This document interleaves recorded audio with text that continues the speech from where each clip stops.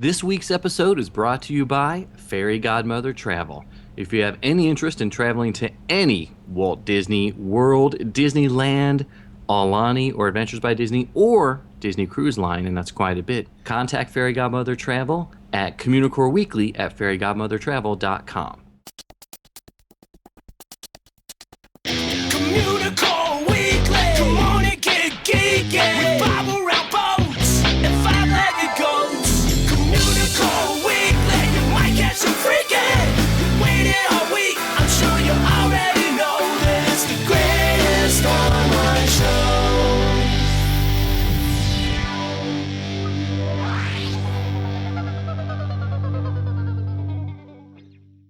Hello, and welcome to Communicore Weekly, the greatest online show.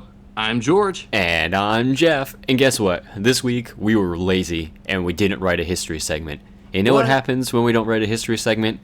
We invite someone else on to do the history segment for us. I thought we brought Bob Gurr on.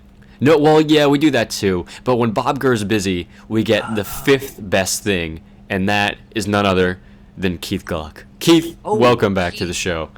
Fifth best. How goes it, sir? You seem to be falling in the rankings. How are you boys? We're still waiting on that gigantic check. I gave you the gigantic check. You just didn't say whether or not it had to be made out of rubber. You didn't specify. You get it that way. So yeah, not that we're lazy, but we know Keith, who operates the Disney Project. I always put the D in front of it. Yeah, there is a D in front of it. That's why when I went to register the name, Disney Project was taken. So there's a the. Yeah. Oh, okay. It's just their Twitter is Disney Project. Correct, because that was too long for Twitter. So that's why I get it backwards. Yes. So social media talk. I love it. I know. Social media talk. What can we say about it? So we brought Keith on this week because he's an expert in quite a few things. True. Not going to say what. Quite a few things. None of them relating to Disney, but No, probably not at all. But let's learn what Keith has to tell us about some Disney history fun. Here we go. Life is like a hurricane here in Gluckburg, singing with the Sherman, then he'll shoot Zerg. Might solve a mystery about Disney history. Gluck Tales, woo! Tales of Disney, Epcot, and some Gluck Tales, woo! Not ponytails or rodent tails, but Gluck Tales, woo! Disney, he's an expert. Learn some history, then has dessert. What to do, just grab onto some Gluck Tales, woo! Not ponytails or rodent tails, but Gluck Tales, woo! Tales of Disney and weightlifting, Gluck Tales, woo! Not ponytails or rodent tails, but Gluck Tales, yeah! Yay. So, do you boys remember Cranium Command? I remember Cranium Command. In fact, I remember it quite well. Yes, I remember seeing it a few times before it met its demise. It's unfortunate demise. We'll see. Most people will remember the clever casting, like Bobcat Goldthwait as the adrenal gland, or George Wendt as the stomach, Charles Grodin as the left brain, and Kevin Nealon and Dana Carvey playing Hans and Franz, pumping blood as ventricles. Pump you up.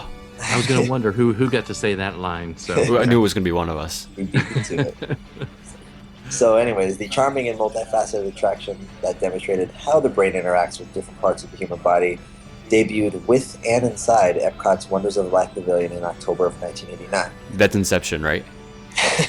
Wrong. The popular show was unique in the way it combined multiple mediums seemingly effortlessly.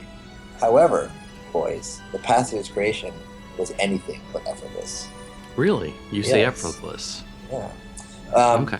So the night of the Disney MGM Studios opening day festivities, the director Jerry Rees was approached by Peter Schneider, then president of Walt Disney Feature Animation. He told Jerry that the team had decided to put him on a Go Fix It mission. Jerry had already been asked to fix the Indiana Jones stunt show earlier that day by Michael Eisner, Jeffrey Katzenberg, and George Lucas. The project Schneider needed help with was called Cranium Command, and it was already halfway through production at Colossal Pictures. According to Peter, everyone pretty much hated what had been done so far, So Jerry was tasked with reviewing the project, assessing its weaknesses, and fixing them. That's a lot of stuff he's got to do. I mean, Yeah. he sounds like he kind of had his hands full. Yeah, so he had 4 different people approach him about fixing different projects. That was a busy day for Jerry. He had 4 shows debuting that day at MGM, so now they're coming at him with all these ideas that they need help with. And the Cranium Command was interesting because they literally went to him and told him that it sucked. Like, fix it. I wonder if they came to him together, or like Michael Eisner came up to him and was like, "Listen, Jeffrey Katzenberg and George Lucas don't know what they're doing. You really need to fix this." And then like an hour later, Jeffrey Katzenberg was like, "Listen, Eisner and Lucas, they're hacks. They don't know what's up." I think they actually quoted Lucas him. said it needs more Ewoks. Listen, we're gonna make it now, but in 20 years, we're gonna replace the 11-year-old boy with a different person with using CGI. I have no response to that. So after, so Jerry obviously rose to the challenge, and he looked over the project, and he compiled some notes and joined a conference call consisting of such Disney brass as Michael Eisner, Jeffrey Katzenberg, Marty Sklar, Tom Fitzgerald, and a few others. No, did Marty call and want changes also, or? Marty called him wanted Jurassic changes. I thought you said Jurassic changes at first. I was That like, was too. what? Cranium Command in Jurassic Park? I would see that show a million times. Operating dinosaurs. So Jerry wasted little time telling them the show's faults as he saw them, and he actually had a few suggestions on how to make the show viable. Let me tell you a few things that Jerry didn't like about the show up to that point. The educational issues were so obvious and patronizing that a 5-year-old would find it embarrassingly awful to sit through, which is Is never that why a good Jeff watched it so many times? thing. There was no sense of living inside a real person's mind, someone you cared about. This is a weird thing that Jerry was totally right about. The eye screens were only used occasionally to teach you a lesson, and then turned off, leaving an important feature of the theater blank. Yeah, that makes really no sense to me, because it would seem like, being able to see the world through the eyes of someone else would be the main part of the show. Why they didn't do that before makes no sense. Yeah. Also, they had animated body parts, and they were all really cliche. So Wow. Jerry laid all those out for the folks listening, and he had some suggestions to fix it, including rewriting the show from the ground up to tell an evolving story and hide the teaching in the entertainment, which is always the best way to go. He decided he should direct all performances, including Buzzy and the body parts, to be believable, warm, and relatable.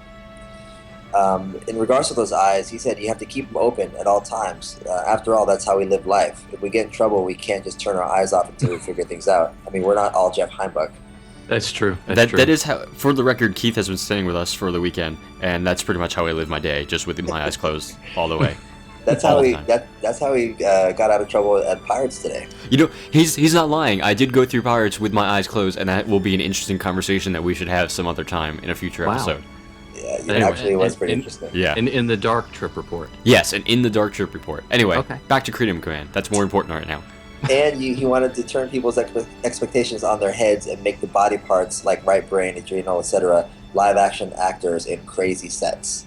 So as you can tell, boys, pretty much every idea he had was right on the money, and everybody else felt the same way.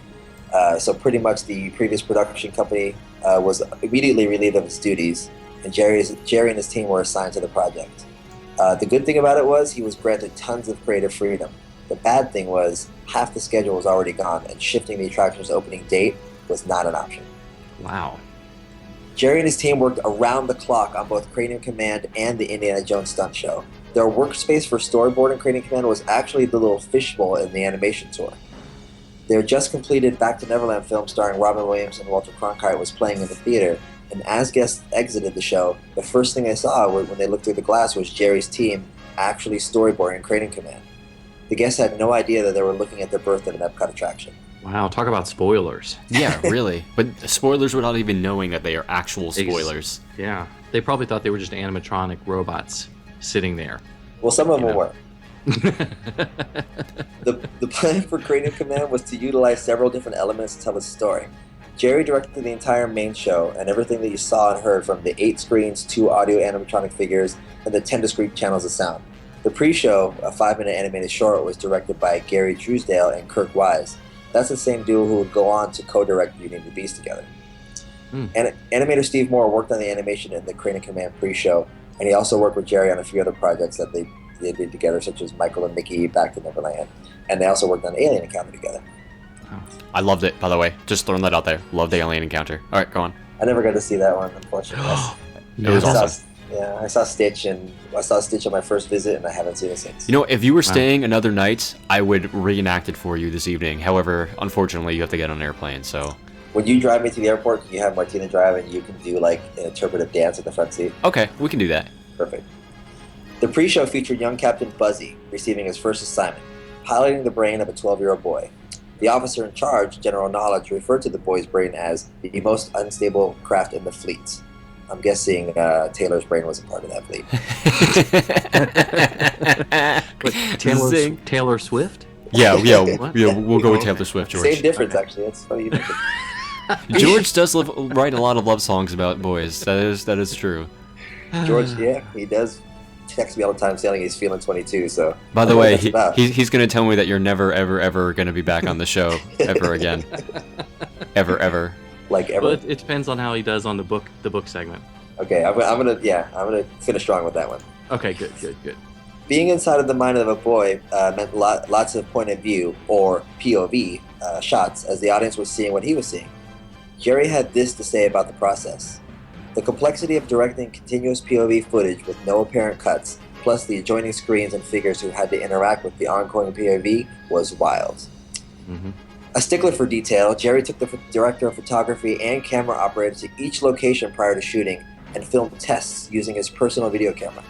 He wanted to figure out how to make the cameras express behavior so the audience would feel like they were inside the mind of a person with emotions. Once all of the POV shots were complete, Jerry then had to begin filming the body part sequences. In order for it all to match up, he had the POV footage playing it back at the same time.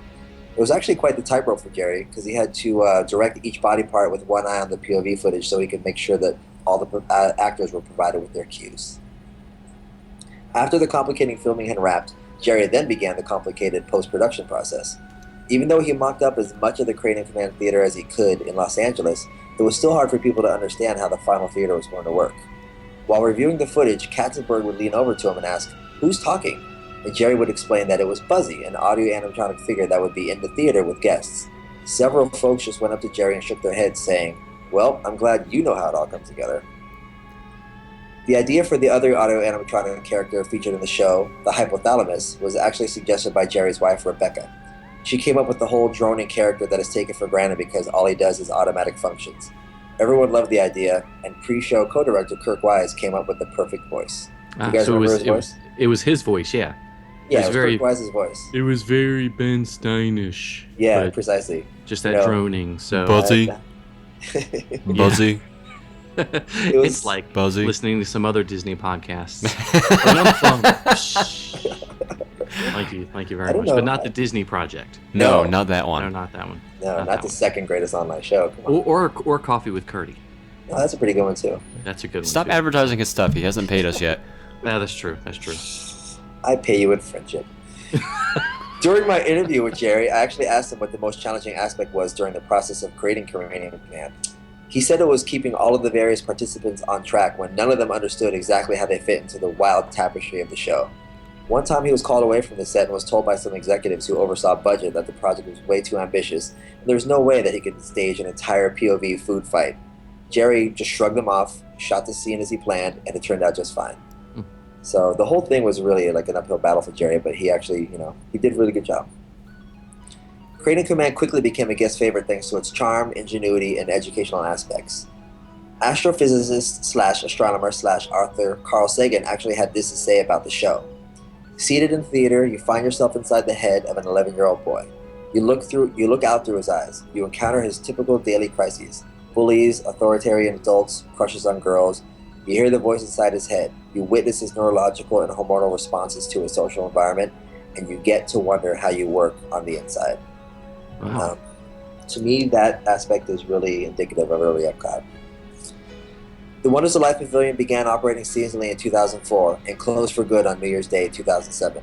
There hasn't been a show quite like Cranium Command since then, But luckily for us guys, Disney still continues to utilize Jerry's talents to this day. So Where else can we find Jerry's work? You can find Jerry's work on the DisneyProject.com because June was devoted to Jerry Rees. I was about to jump in and say, no, we want something that's worth something.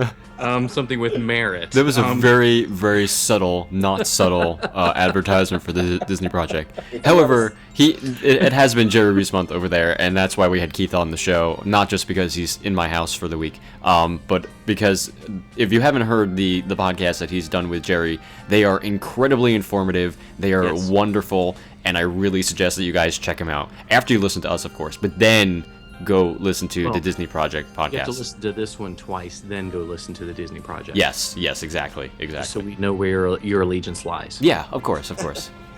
Thank you. Thanks a lot for telling us about Cranium Command, Keith. Well, my pleasure. I hope you enjoyed it.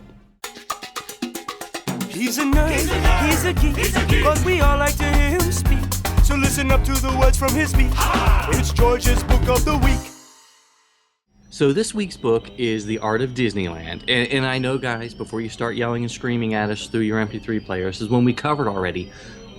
But we have Keith Gluck on this show, who happened to interview one of the authors, Jeff Kurtti. And I thought it'd be great to bring him back up and say, tell us a little about the experience of talking to Jeff Kurtti about the book, The Art of Disneyland, which Jeff Kurtti wrote with Bruce Gordon back in 2006. So Keith, tell us a little secret or something. Well, okay. I do a podcast with Jeff Kurtti. It's called Coffee with Kurtti. With the advertisements for yourself already. Jeez. I'm just kidding. That one's really good too. Let's give it because it's got Kurtti in it. Okay, fair enough. And on episode 5, we actually did talk about the Art of Disneyland. And he gave me, it was a really long actually episode. It was like 45 minutes. And he gave me a lot of good insight into the making of the book. One of the first things he told me was a lot of people were curious as to why the book is laid out the way it is. A lot of the art that they found was rectangular to show scope. And Jeff didn't want the art to fall into the gutter of the spine. So they actually decided to make the art, the pages go sideways. The whole book you had to turn on the side.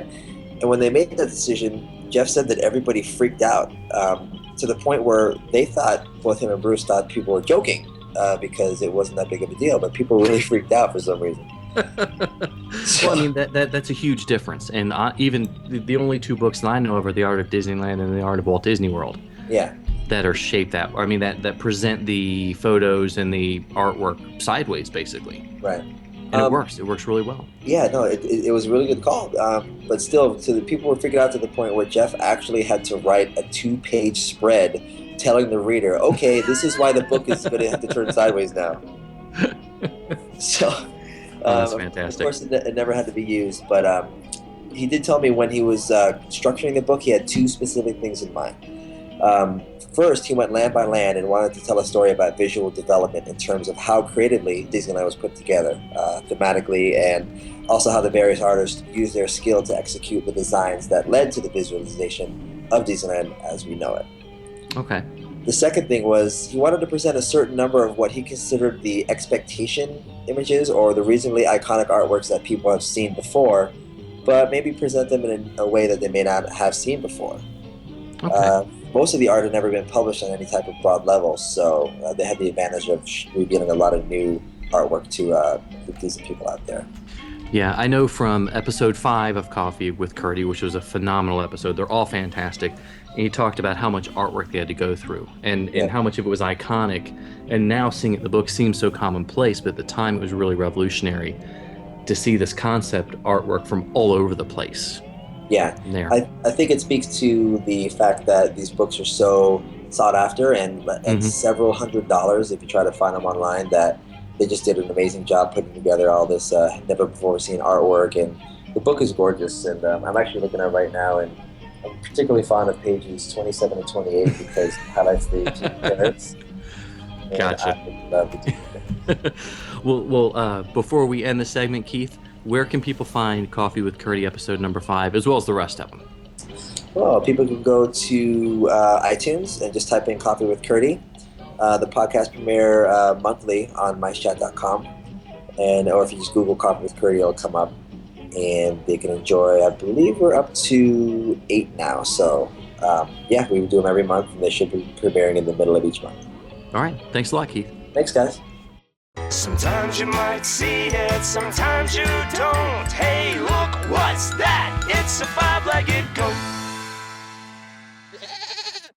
So this week's goat we actually got from Keith himself. You know, in Cranium Command, there were several sets that were actually in different locations, much like, you know, regular movie sets. So director Jerry Rees had to think of clever ways to use cuts to go back and forth between these different locations. In one scene where the boy leaves the principal's office, he turns to the right, and the audience sees his school hallway complete with lockers and everything. The problem was, there actually was no hallway outside the principal's office. Instead, it was just the wall. So they set up items like a chair and a plant and a picture just outside the office, and they film the scene, and they turn the camera right, and they cut. Then they packed all that stuff up, they move all the way across town to the school with that hallway, and they reset up the same chair and the plant and the picture exactly the same way, and they film the rest of the scene. And in the editing room, they picked the matching frame blur to cut it in on so it looked like it's seamless, and it ended up working really well. Yeah, it did. Jerry actually told me that, you know, they had to do it that way because back then there was no, you know, digital help. So they had to do it all old school, and I think they did a good job. I think they did a very good job as well. Wow, this is sort of like how it was to record Communicore Weekly 5 years ago. Exactly. We were doing it 5 years ago? Well, yeah. I mean, once we released the archives, people know about it, you know, with tin cans. Yeah, and I used to rent them on Betamax, so I'm glad you guys are digital now. Betamax Communicore Weekly. The only way to listen to the greatest online show. If that works, that works. Okay. Well, thanks so much for watching, listening, and absorbing. And of course, a big thank you to Keith for coming on this week and doing a little history for us and contributing to the book of the week as well, and basically writing this week's show. Let's give it up for Keith for that one, guys. Round of applause. Yay! Thanks, guys. But be sure to leave us a comment and rate us on iTunes. Yep, and you can always email us at communicoreweekly@gmail.com. You can also like us on Facebook at facebook.com/communicoreweekly. And don't forget how important it is to follow us on Twitter.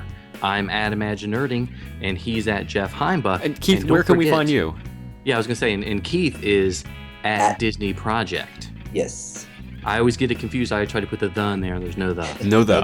No the. Just at Disney Project. Yes. So, for Jeff Heimbuck, I'm George Taylor. And for George Taylor, I'm Jeff Heimbuck. And for Keith Gluck, I'm Keith Gluck. Thanks so much for listening, guys. We'll see you next time on Communicore Weekly, the greatest online show.